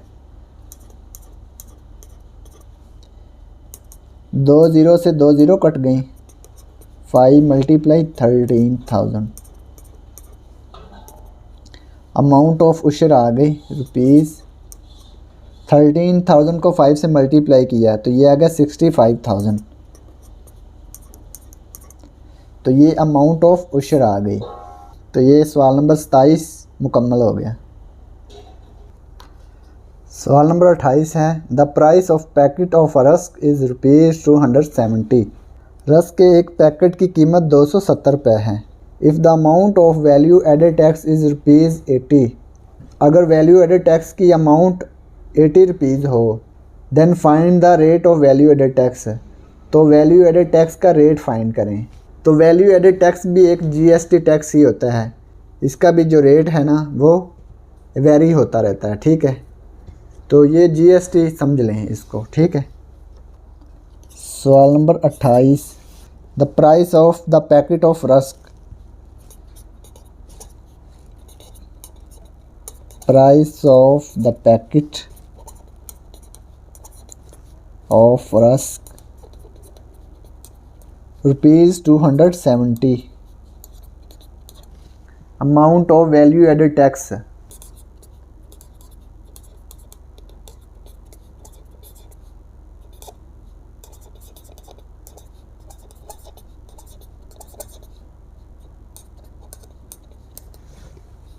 amount of value added tax क्या है? ₹80, 80 रुपये वैल्यू एडेड टैक्स है, ठीक है। Rate of value added tax हमने फाइंड करना है, ठीक है। तो इसका फार्मूला पहले लिखते हैं। Rate of VAT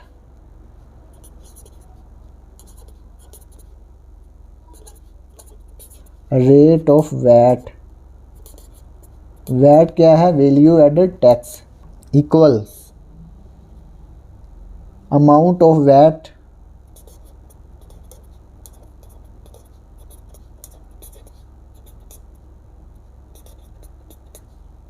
divide value of an item, the price of the packet, जो भी होगी value of an item, the value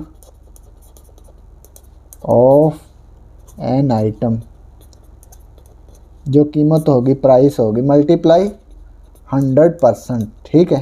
इसको मल्टीप्लाई कर देंगे 100% से, तो रेट ऑफ वैट आ जाएगा, वैल्यू एडेड टैक्स आ जाएगा। अमाउंट ऑफ वैट क्या है? अमाउंट ऑफ वैल्यू टैक्स क्या है? 80 rupees. Value of an item यानी कि प्राइस क्या है पैकेट की? 270 मल्टीप्लाई 100%, तो रेट ऑफ वैट आ जाएगा। रेट ऑफ वैट 80 को 100 से मल्टीप्लाई करेंगे तो ये आएगा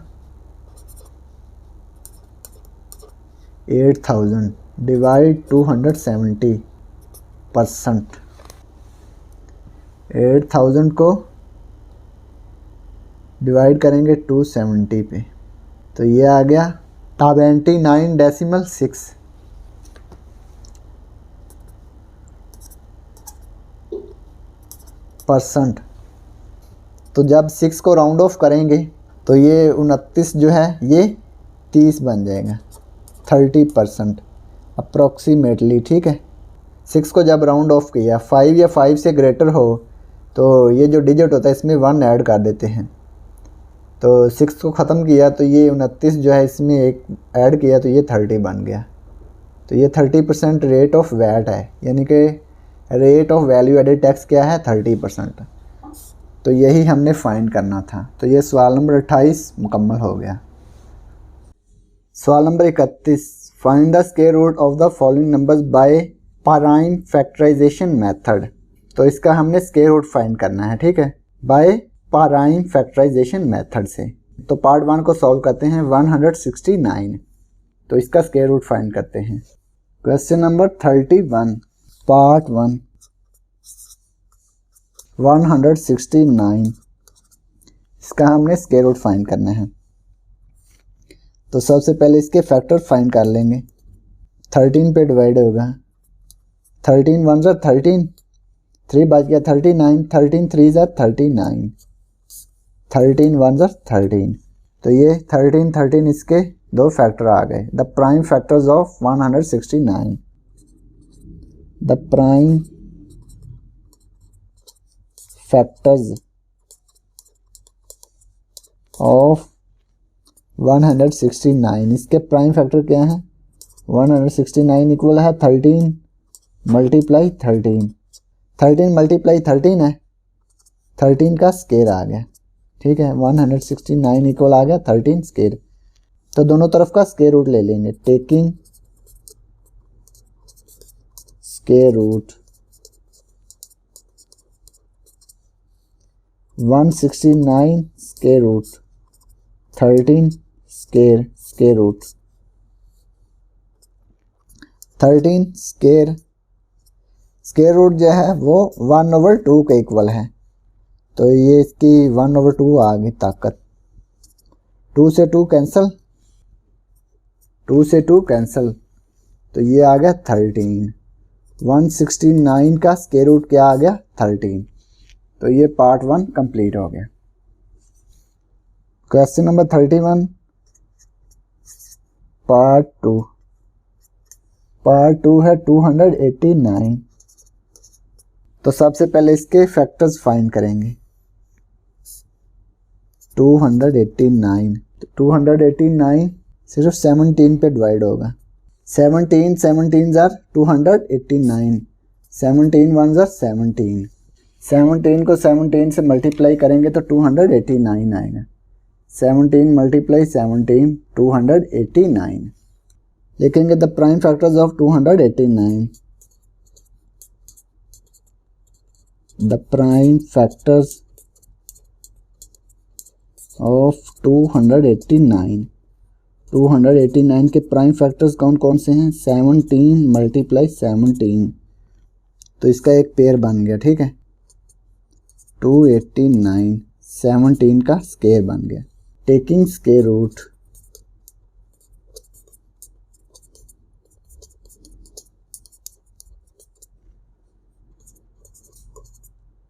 289 का स्केयर रूट 17 स्केयर का square root. Square root 1/2 equal है, तो ये 1/2 हमने लिख दिया इसके ऊपर। 2 से 2 कैंसिल हो गया, तो ये आ गया 17। 289 का स्केयर रूट क्या आ गया 17। तो ये पार्ट 2 कंप्लीट हो गया। इसके बाद है पार्ट 3। Question number 31 49/625। तो सबसे पहले इनके फैक्टर्स फाइंड करेंगे। 49 के फैक्टर 7 7 जार 49, 7 1 जार 7। 625 के फैक्टर 625 के फैक्टर फाइंड करते हैं। 5 पे डिवाइड करेंगे। 5 1 5, 1 बच गया 12, 5 2 10, 2 बच गया 25, 5 5 25। 5 पे डिवाइड, 5 2 10, 2 बच गया 25, 5 5 25, 5 5 25, 5 1 5। तो ये इसके फैक्टर्स आ गए। 49/625 इसके फैक्टर कौन कौन से हैं? 7 मल्टीप्लाई 7। 625 के फैक्टर 5 मल्टीप्लाई 5 मल्टीप्लाई 5 मल्टीप्लाई 5। इसका एक पेयर ये बन गया। 5 5 का पेयर, 5 5 का पेयर, ठीक है। दोनों तरफ का स्क्वायर रूट लेंगे। टेकिंग स्क्वायर रूट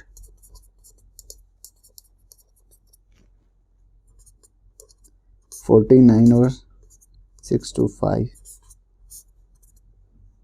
7 का स्क्वायर, 5 का स्क्वायर मल्टीप्लाई 5 का स्क्वायर, स्क्वायर रूट 7 का स्क्वायर, 5 का स्क्वायर मल्टीप्लाई 5 का स्क्वायर। इसके ऊपर 1/2 आ गई। स्क्वायर रूट किसके इक्वल है? 1/2 के, तो 1/2 इसके ऊपर लिख दिया।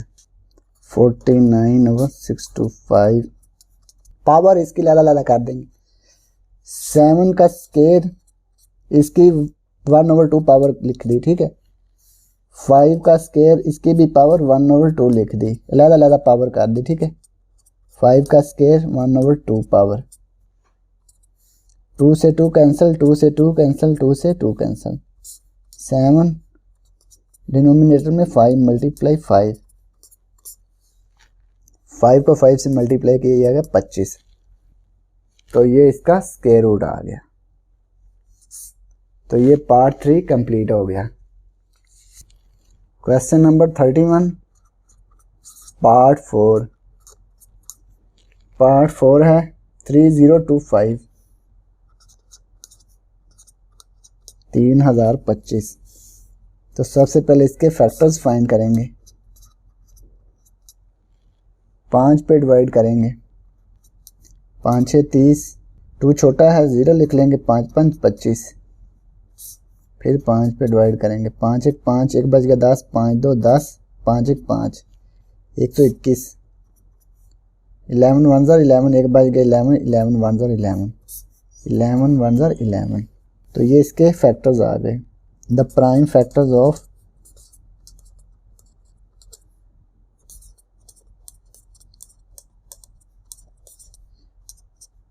3025 इसके फैक्टर्स लिख लेंगे।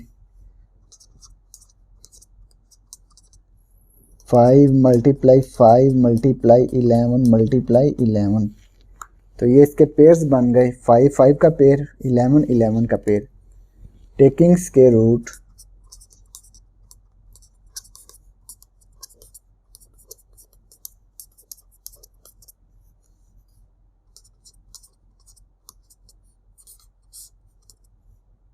फाइव का स्क्वायर मल्टीप्लाई 11 का square, square root 5 square multiply 11 square. Square root की जगह पे हम 1/2 लिख लेंगे क्योंकि स्क्वायर रूट 1/2 के इक्वल है।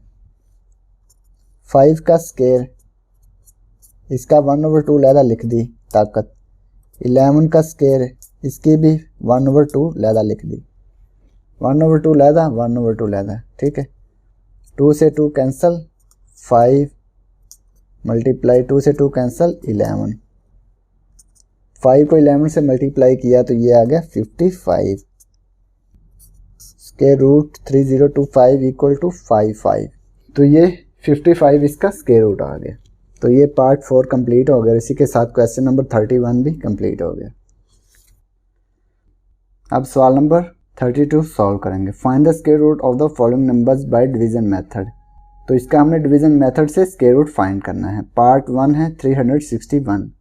तो इसको सॉल्व करते हैं डिवीजन मेथड से। क्वेश्चन नंबर 32 पार्ट 1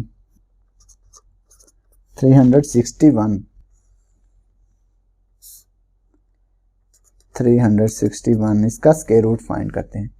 61 का एक पेयर बन गया, 3 का एक पेयर बन गया, ठीक है। 1 को 1 से मल्टीप्लाई करेंगे तो 1 आएगा, 2 को 2 से मल्टीप्लाई करेंगे तो 4 आएगा। 4 चूँकि 3 से बड़ा हो जाता है इसलिए 1 से मल्टीप्लाई करेंगे। 1 को 1 से मल्टीप्लाई किया तो 1 आ गया। 3 माइनस 1 तो ये आ गया 2। 61 नीचे आ गया पेयर, ठीक है। 1 का डबल 2। 2 के साथ कौन सा नंबर लिख के मल्टीप्लाई करेंगे ये 261 आए। तो इसके साथ लिखते हैं 2 9 मल्टीप्लाई 9 तो ये आएगा 261। 9 लिख के इसको 9 से मल्टीप्लाई करेंगे, 29 मल्टीप्लाई 9 तो ये आएगा 261। सब्ट्रैक्ट किया रिमाइंडर 0 तो ये 19 इसका स्क्वायर रूट आ गया। 361 स्क्वायर रूट 19। तो ये पार्ट 1 कंप्लीट हो गया। पार्ट 2 729 729 इसका भी हमने डिवीजन मेथड से स्क्वायर रूट फाइंड करना है। 729 29 का एक पेयर बन गया, 7 का एक पेयर बन गया। तो 3 से मल्टीप्लाई करेंगे तो 9 आ जाएगा जो कि 7 से बड़ा है, इसलिए 2 से मल्टीप्लाई करेंगे। 2 2 ज़र 4, 7 माइनस 4 तो ये आ गया 3। 2 9 जो पेयर है इसको नीचे उतार लेंगे। 2 का डबल 4। अब 4 के साथ कौन सा नंबर लिख के मल्टीप्लाई करें। 4 के साथ 7 लिख के मल्टीप्लाई करेंगे तो ये आएगा 329। 329 सब्ट्रैक्ट किया रिमाइंडर 0 स्क्वायर रूट 729 इक्वल आ गया 27 के, ठीक है। तो ये पार्ट 2 कंप्लीट हो गया। Question number 32 part 3।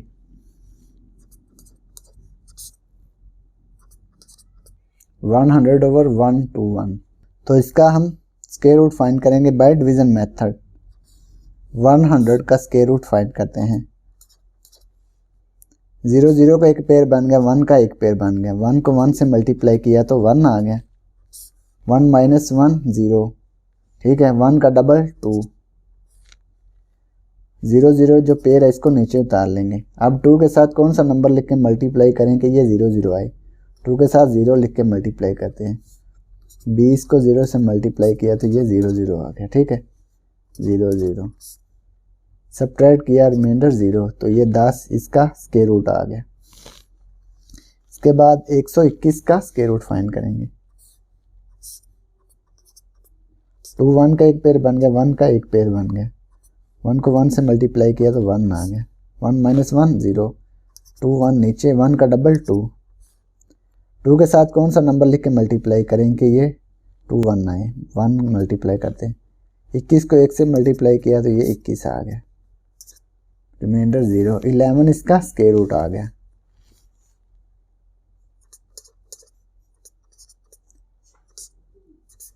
Square root लिखेंगे 10 डिवाइड 11, तो ये इसका स्क्वायर रूट आ गया। तो ये पार्ट 3 कंप्लीट हो गया। पार्ट 4 6.76 इसका भी स्क्वायर रूट फाइंड करेंगे बाय डिवीजन मेथड। 6.76 7 का एक पेयर बन गया, 6 का एक पेयर बन गया। 2 2 4, 3 3 9, 9 इससे बड़ा हो जाएगा इसलिए 2 से मल्टीप्लाई करेंगे। 2 2 4, 6 - 4 2। अब डेसिमल ऊपर चला गया, ठीक है। 7 6 को नीचे उतार लेंगे। 2 का डबल 4। अब 4 के साथ कौन सा नंबर लिख के मल्टीप्लाई करेंगे 6 से, ठीक है। 46 को 6 से मल्टीप्लाई करेंगे। 46 × 6 तो ये आएगा 276। रिमाइंडर 0, तो ये आएगा 2.6। स्क्वायर रूट 6.76 इक्वल आ गया 2.6। तो ये पार्ट 4 कंप्लीट हो गया और इसी के साथ क्वेश्चन नंबर 32 भी कंप्लीट हो गया। अब क्वेश्चन नंबर 33 है। Huriya has a square shaped mat with an area of 289 square centimetre. Huriya के पास एक 289 स्क्वायर सेंटीमीटर मैट है, चटाई है उसके पास, ठीक है, जिसका एरिया क्या है 289 square centimetre. She wants to decorate the mat by putting fringe around the edges. तो वो मैट को डेकोरेट करना चाहती है by putting fringe around the edges. जो उसके एज हैं उस पे फ्रिंज पुट करना चाहती है, उसको डेकोरेट करना चाहती है। इसका उर्दू में जो तर्जुमा है वो है किनारी लगाकर उसको सजाना चाहती है, ठीक है। How many centimetre of fringe she needs two by.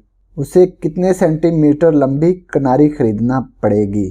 How many centimetre of fringe she needs two by. उसे कितना सेंटीमीटर फ्रिंज खरीदना पड़ेगा, ठीक है, वो हमने फाइंड करना है। Question number 33। ये एक मैट है, ठीक है, स्क्वायर शेप का। इसको वो सजाना चाहती है किनारों को, ठीक है। तो एरिया दिया हुआ है, पहले हम इसकी एक साइड की लेंथ फाइंड करेंगे। Area of mat 289 centimetre square. तो लेंथ फाइंड करते हैं एक साइड की, length of side, length of the side of mat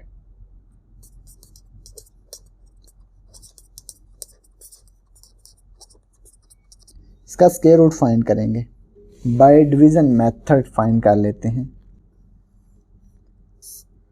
289 का एक पेयर बन गया, 2 का एक पेयर बन गया। 1 से मल्टीप्लाई किया, 1 1 1, 2 - 1 1, 1 का डबल 2, 8 9 नीचे आ गया।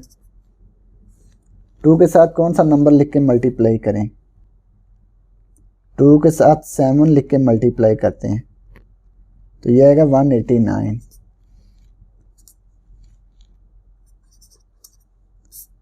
सब्ट्रैक्ट किया रिमाइंडर 0, तो 17 इसका एक एज आ गया, एक लेंथ आ गई।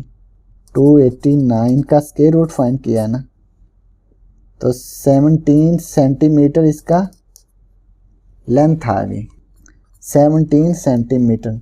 तो हमने चार कोनों की लेंथ फाइंड करनी है, 17 centimetre, 17 centimetre, 17 centimetre.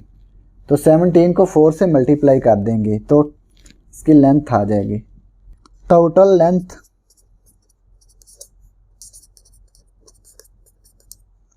Of fringe,